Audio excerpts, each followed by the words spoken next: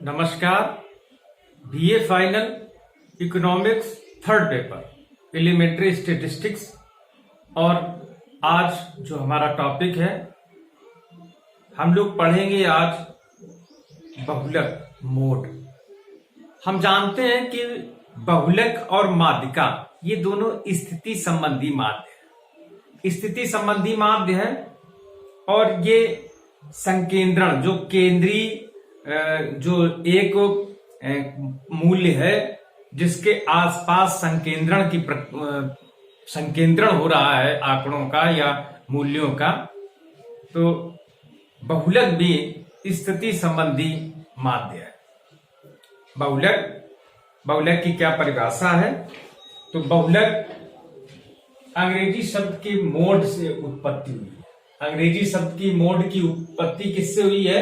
ला mode से हुई है। और ला मोड को फैशन या रिवाज कहा जाता है, अर्थात जिसका प्रचलन अधिक।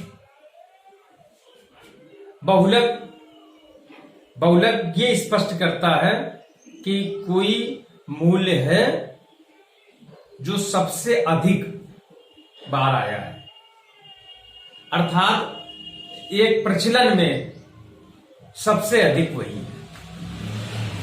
बहुलक किसी समंक माला में अधिकतम आवृत्ति वाला पद होता है। बहुलक यदि हम एक समंक माला देखें जिसकी आवृत्ति सबसे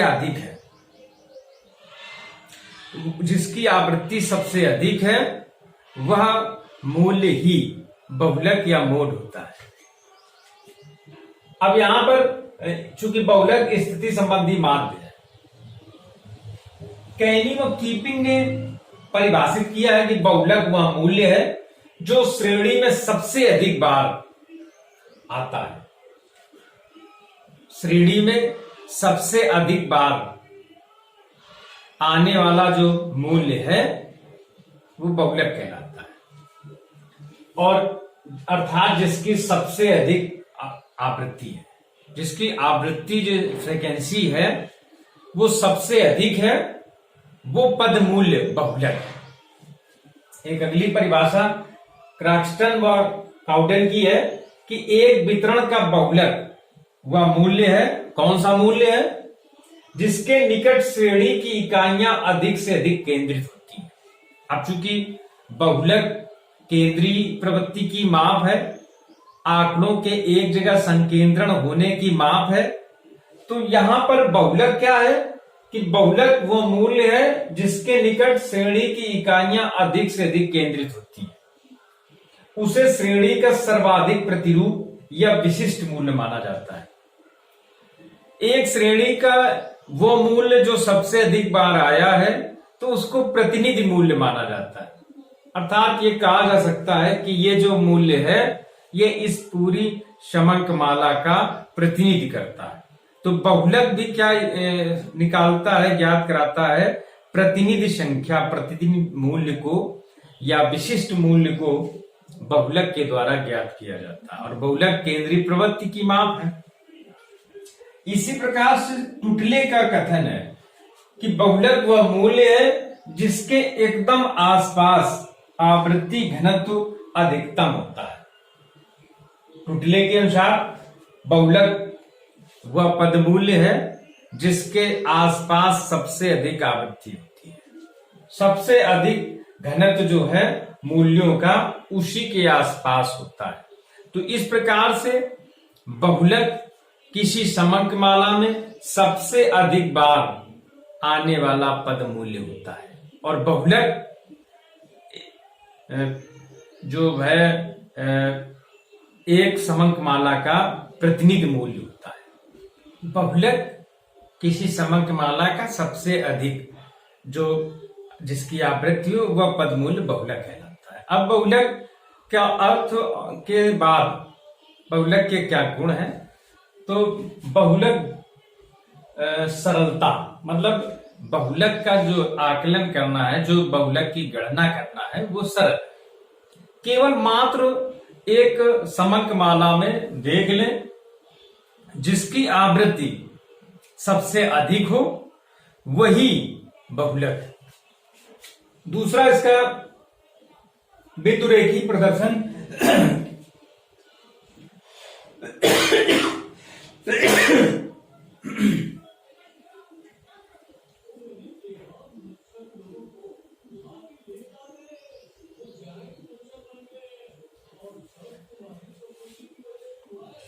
किसी समंक माला का जिसकी सबसे अधिक आवृत्ति हो, जिस मूल्य की सबसे अधिक आवृत्ति हो, वो पद मूल्य बहुलक कहलाता है।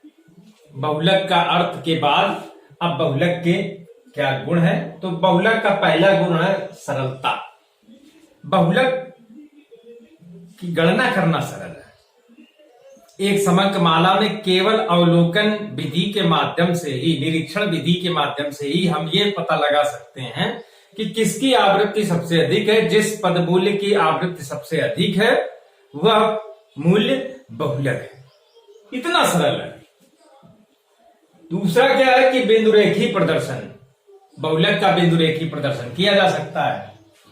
तीसरा, इसमें चरम मूल्यों का प्रभाव जो है वो न्यूनतम होता है।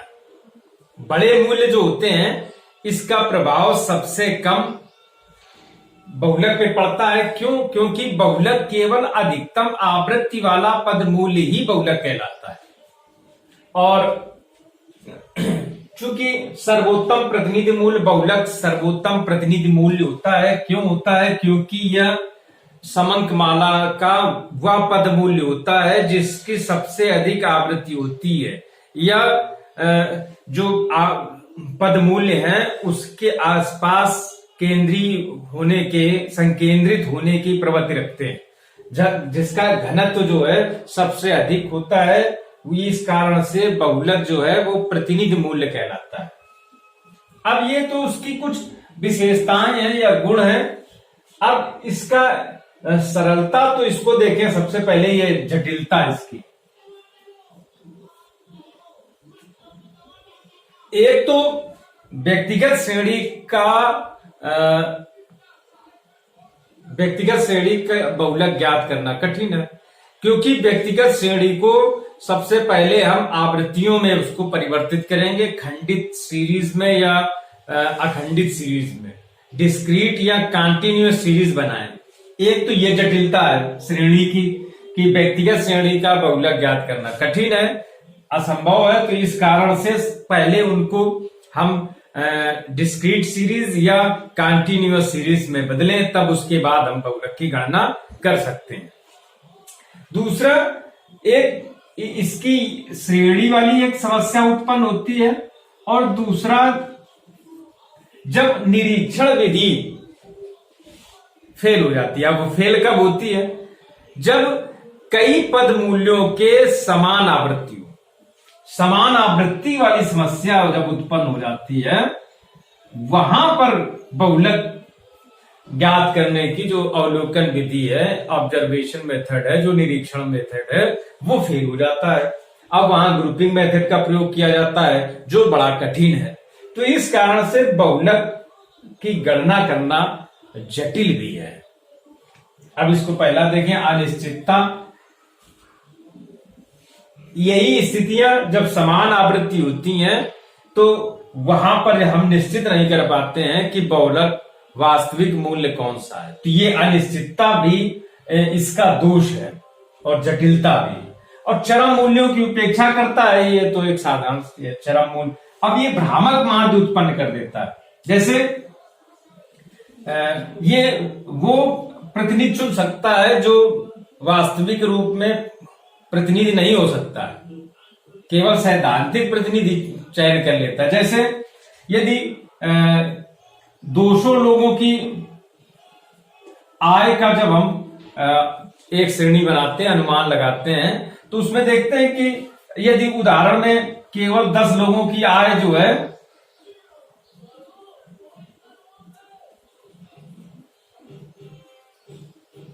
₹100 है। अब चूंकि अधिकतम आवृत्ति उसमें 10 लोगों की है, 10, ये 100 वाली जो है अधिकतम आवृत्ति है। 100 लोगों की आय जो है वो अधिकतम 10 है। अब इसके बाद ये स्थिति मान के चलो कि लोगों की जब आय ₹10 से लेकर के 99 तक के हैं, मगर उनकी किसी की आवृत्ति 10 नहीं है। उनकी आवृत्ति जो है वो 10 से कम है। तो वहां पर क्या है कि बहुलक जो होगा वो 10 आवृत्तियों वाला होगा। और 10 आवृत्तियां किसकी हैं? ये 100 रुपए इनकम की है। तो हम क्या निकाल लेंगे? हमारा जो बहुलक आएगा वो आएगा 100 रुपए कि 200 लोगों की जो आय है वो उसका केंद्रीय जो प्रवृत्ति है वो कितनी है? 100 रुपए है। जबकि वास्तविक स्थिति क्या है कि केवल 10 लोगों की ही आय जो है वो 100 रुपए है। बाकी 190 लोगों की आय जो है वो 100 रुपए से बहुत कम है। तो इस प्रकार से बहुलक के द्वारा भ्रामक माध्य भी ज्ञात हो सकता है। तो इन तमाम दोषों के बाद भी केंद्रीय प्रवृत्ति की एक सरल और अच्छा माप, स्थिति संबंधी एक माप जो है वो बहुलक